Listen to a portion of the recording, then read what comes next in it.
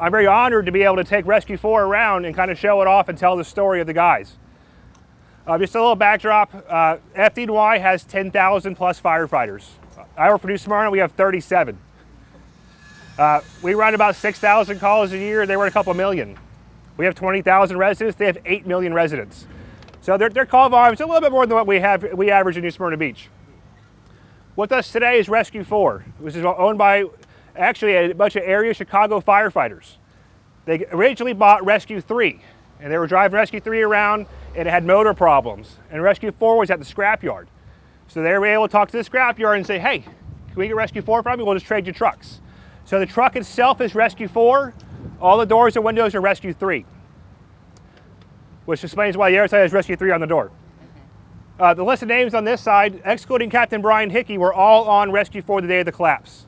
Captain Hickey was actually tasked out to Rescue 3 the day of the collapse. That's why his name's on both doors. The bottom two names of firefighter Mike and Al were actually at shift change and jumped on Rescue 4 the day of the collapse. And they were all killed in the South Tower when it collapsed. FDNY runs 5 rescue squads, just 5 in the entire city. On the day of the collapse, Rescue 1 and 2 were totally destroyed.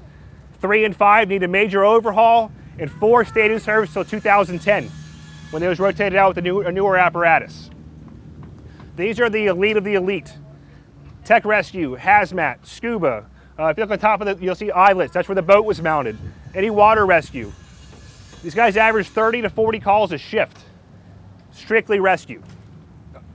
So to lose this many guys was, to lose 9 guys at one time off one rig is pretty substantial. We're very fortunate we're able to bring the truck around, be able to tell the story of it, and really honor and remember these guys that were killed that day. Any questions so far? Okay. Everybody asks about the dents in the door, and I don't really have a clear answer. The answer we were given from Chicago guys was the Halligan bar would hit it as they got out of the rig. We were here last week and we talked to a bunch of guys that were retired FDNY, and they said, no, there's no way.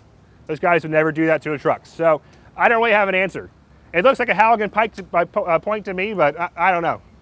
It's going to go back to New York at the end of the summer for the families to go back into it. That's why we don't let families into it now, because it's more of a rolling memorial than it is a fire truck. And they just bought Rescue 5, and they're sending that to Colorado for the West Coast tour. Now, when FDNY gets rid of a fire truck, if you ever look at the website, they have pictures of the day they got it. All the markings were covered in gray primer paint. Every light was busted out, so you cannot reuse anything of theirs. So the white, they were actually able to remove all the gray paint, and that's all original. And the red's all been redone. So, if you look around, you'll still see spots where there's still gray paint on the truck from when they painted it over.